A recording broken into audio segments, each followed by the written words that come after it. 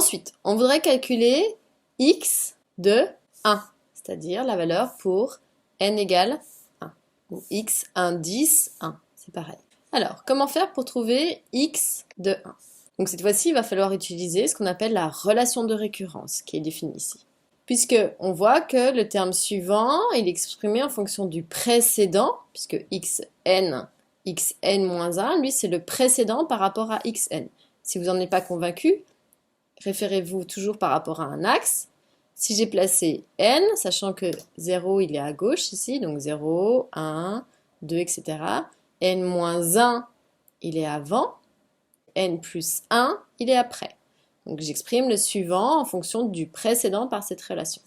Donc ici, dans cette relation, si je veux calculer x indice 1, alors des fois c'est mieux de l'exprimer un tout petit peu différemment, c'est-à-dire que cette relation qui est ici, on va la transformer pour isoler xn, ce sera plus facile pour la suite.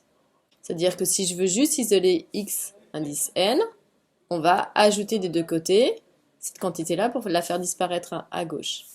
Donc en fait, x de n, il va être égal à 1, donc on a dit qu'on ajoutait, pour pouvoir le supprimer ici, plus 3x de n-1.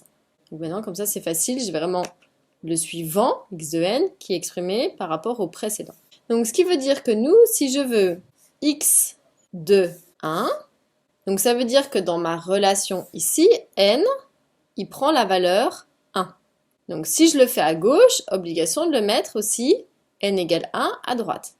Donc ça veut dire qu'on va avoir 1 plus 3x de 1 moins 1. Mais en fait, si on calcule, alors là je détaille énormément pour que vous compreniez bien, ce serait x de 0. Mais c'est le 0 qu'on connaissait. Puisque ce x0 ici, il valait 2. Donc ça, je vais pouvoir le remplacer par 2 puisque c'était mon premier terme. C'est-à-dire que je vais devoir calculer 1 plus 3 fois 2, c'est-à-dire 1 plus 6, donc 7. Donc x de 1 vaut 7.